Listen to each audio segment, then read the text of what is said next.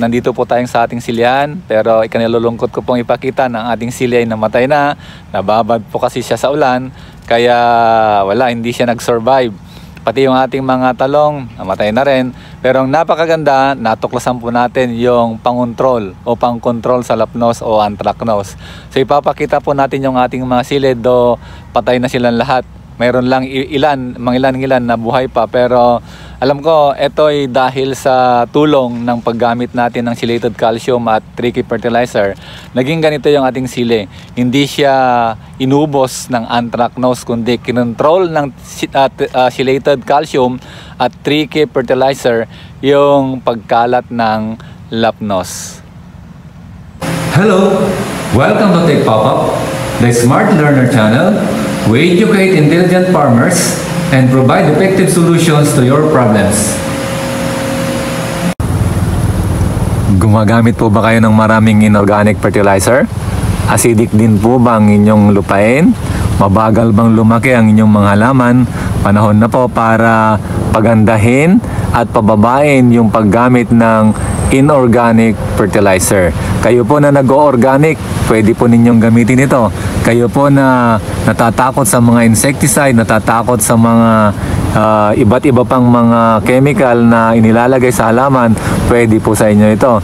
Tayo po ay gumagamit ng probiotics o itong lactobacillus lactic acid. Ito po ay nagpapaganda o binabalik niya yung ganda ng lupa.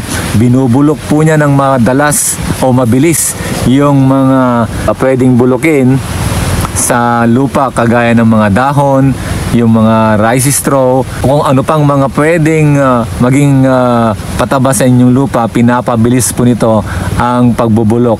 At ang ginagawa po niya ay yung mga binubulok po ay ginagawa po niyang amino acid, na yung amino acid ay nagtataglay ng nitrogen, at ang nitrogen ay nagpapaganda sa ating halaman para ito'y mabilis lumaki at magaganda, malalaki po ang bunga. So subukan po ninyo itong ating probiotics, itong ating 3K fertilizer, at para gumanda ang inyong halaman at maibalik yung dating matabang lupa. May nakita kong sili na buhay pa. So sa paligid, ito yung makikita nyo. May mangilan-ngilan na talagang tinamaan na ng lapnos dahil siguro 1 month na po na hindi tayo nag-spray noon ng chelated calcium at saka yung 3K fertilizer. Dahil nga nung umuulan, itinigil na po natin yung pag-spray nito. Pero kung mapapansin nyo, sa paligid namumula pa rin. At yan yung indikasyon na marami ang ligtas sa lapnos, marami ang hindi tinamaan sa lapnos dahil ito po ay namumula. Ipapakita ko rin po sa inyo yung mga tinamaan ng lapnos.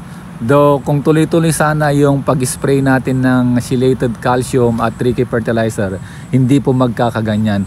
Pero nung huling stage nito kasi talagang ulan ng ulan, alam ko nang mamamatay, itinigil na po natin yung pag-spray ng chelated calcium at yung 3K fertilizer. Pero ito po yung mga naiwan no, na talagang pwede pang pakinabangan. Kagaya po nito. Ito, mga good pa po ito. Wala po silang lapnos.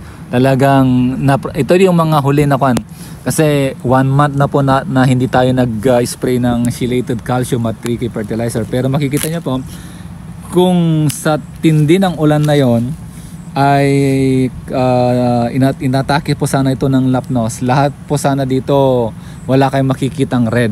Pero makikita nyo, lagayin to, buhay pa to, nakaligtas sa pero wala na rin yan, mamamatay na rin yan. Ito makikita nyo may mga pula.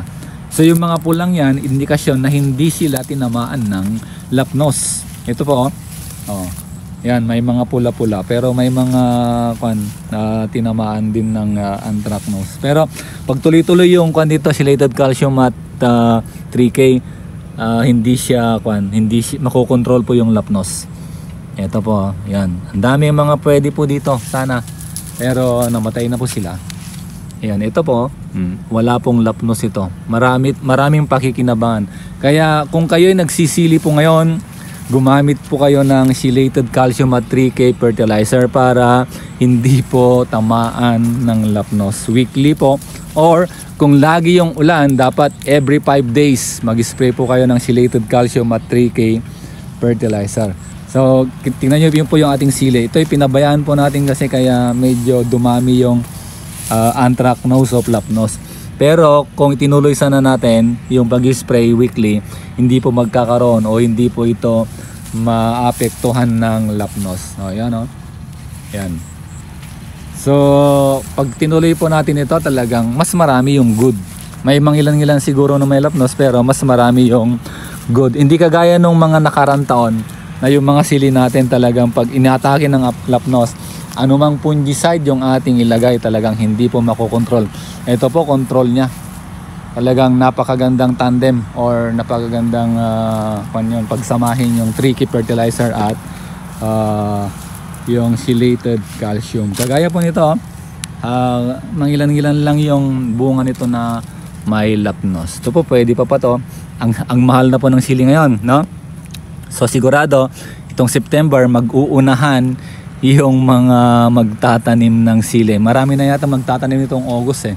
Kasi alam ko na in other places talagang sira yung kanilang mga sili at wala silang mapagtanang ng sili. Especially dumaan yung si Bagyong Egay, napakarami niyang sinirang mga pananim. So alam ko na it's an opportunity to plant sili today kasi talaga mataas yung demand kasi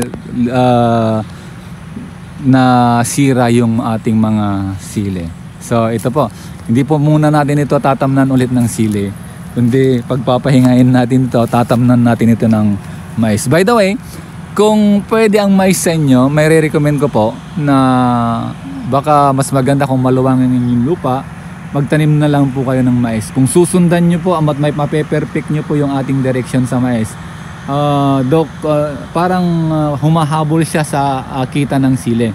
So mantakin nyo, itong ating mais ngayon na titignan, ipapakita po natin yung huling video nito. Ito po ay medyo pumalpak kasi napabayaan ko po siya sa talakitik, inatake siya.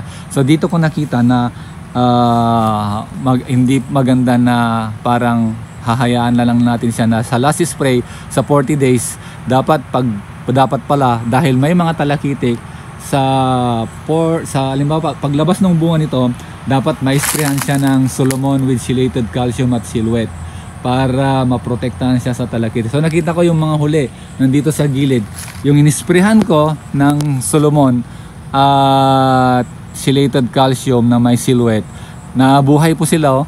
In fact, nakita ko na pwede palang mag-survive ito kahit tag-ulan. Pero sundan nyo po yung ating mga video dahil sasabihin ko po sa inyo yung tamang pamamaraan para pwede tayong sa mga katulad ko na nasa lowland, pwede tayong magmais ng 2 beses na kikita pa rin.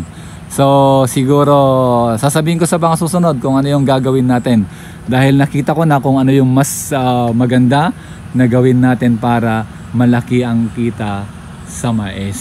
So ito po muna yung ating masishare. Huwag po kayong magsasawa na alamin, tuklasin yung mga bago po nating kalamang ibinabahagi, especially sa pagtatanim.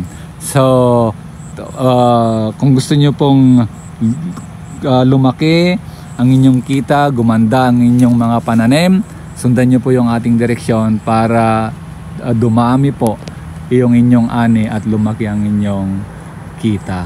So nire-recommend ko rin po na alagaan nyo po ang inyong sarili. Kung kayo po naninigarilyo, itigil-tigil nyo na po yan paninigarilyo. Kasi sa mga pinuntahan ko, siguro sa mga susunod ikukwenta ko sa inyo kung ano yung mga natuklasan ko, nasaksihan ko, nangyari, nakita ko sa akin mga viewer. So gusto ko ring i-share sa inyo yung tungkol sa kalusugan. Unang-una sa pagpa-farming, yung ating lakas, yung ating unang puhunan, yung ating kalusugan, yung ating puhunan. Kaya yung mga bad habits kagaya ng pag-inom ng alat at paninigarilyo, bawas-bawasan na po ninyo. Alam ko na masaya kayong nabubuhay, masaya kayong namamasyal at natitikman yung mga convenience sa buhay. Kaya alagaan po natin ang ating sarili. Itigil na po natin yung mga masamang bisyo, masamang gawain. Kapag tayo nagkakaedad, maging health conscious po tayo. Huwag tayong matakot sa doktor, magpa-check up po tayo. Kapag tayo ay halimbawa linalagnat, at halimbawa kasi ang lagnat ngayon kaysa noon iba eh. Ngayon, noon siguro nung ako'y bata, mga siguro ng mga 1980s ganyan, 1980s, 90s. Halimbawa lagnatin man ako noon ng 2 linggo. Ang haba noon. Kung minsan di pa ako kumakain noon, okay lang. Kasi iba yung panahon noon, pero ngayon lagnatin ka ng 3 araw at hindi ka nagpapatingin sa doktor, delikado na po. Wag po kayong wag niyo pong parang wag po kayong manghinayang sa halimbawa 3,000, 5,000 o 10,000 na papagpapadoktor.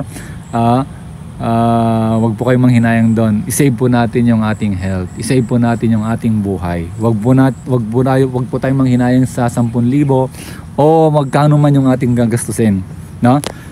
Alagaan po natin ang ating sarili. Kumain po tayo ng tama at mag-ehersisyo po tayo.